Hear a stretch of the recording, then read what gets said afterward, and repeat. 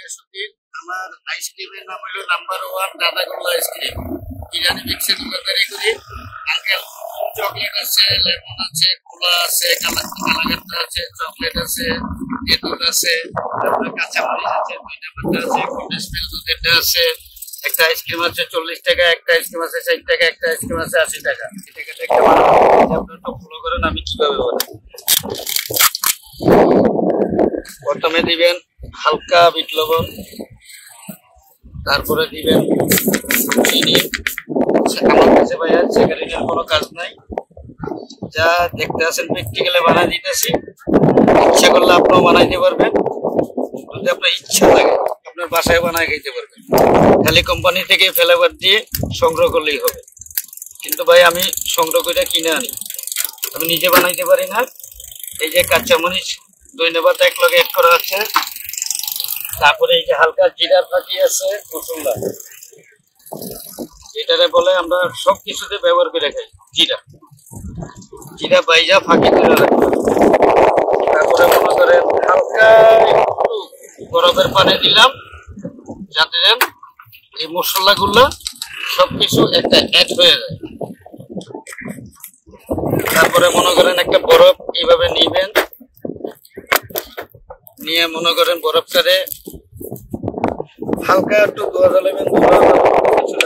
থেকে আমি বরফটা ডিপে 80,000 টাকা দিয়ে একটা ডিপ কিনছি।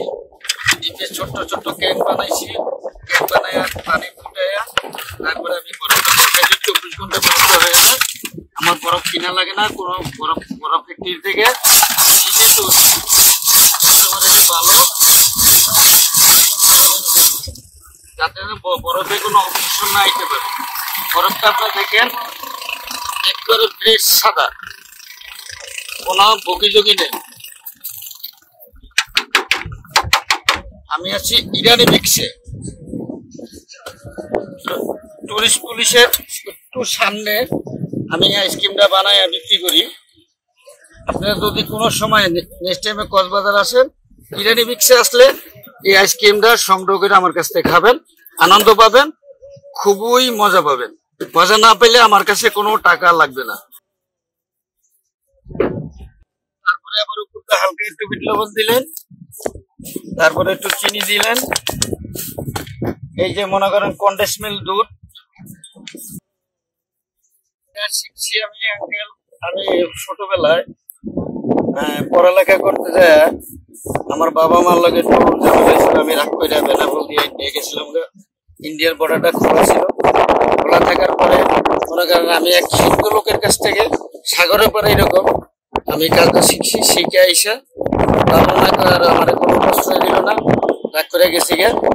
যাওয়ার পরে মনে করেন বাবা মা বললো তোর কাছ থেকে টাকা, তারপরে নিজের মেধা দিয়া এই যে একটা মেশিন আছে ইন্ডিয়া থেকে বাংলাদেশে পাওয়া যায় না, কখন পাওয়া যায় নাকি আমি জানি না।